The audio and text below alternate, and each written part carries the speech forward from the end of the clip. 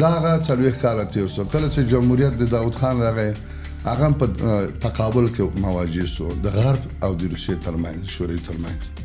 وکړه چې نتیجه بالاخره په داود کې وتاو شو هغه حکومت سره راغی په ایډیا کم پلاوه وه باوجود چې دوی هغه وخت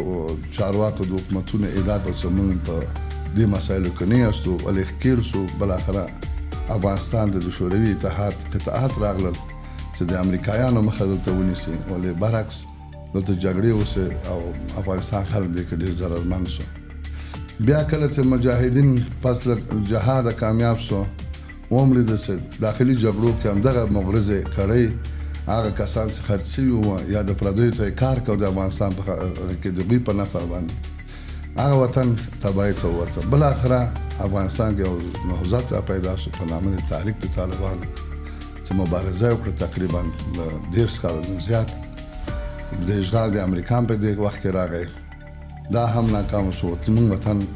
بیرته آزاد شو الحمدلله او امارات اسلامي بیرته په قدرت ورسېد دویم ځل دا په دې خاطر نن وایم چې دغه تاریخ افغانانو ته معلوم شي چې ولې دغه حالتونه په موږ راغلل او څنګه اوس دې مرحلې ته رسو ولې موږ بیرته ځو لنډ مثال به مخکې له دې زه ووایم چې په سیاست کې او په ملي منافعو په ګټو کې هېڅ وخت دایمي دښمن نشته او هېڅ وخت دایمي دوست نشي پاتې کېدلی یو هېواد ته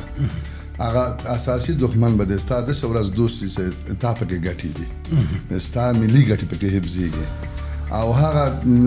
نږدې ترین دوست به دی چې تا د ملي ګټو خطر ته به ایجادېږي هغه سره کولی شي عاجل بل سړی دښمن شي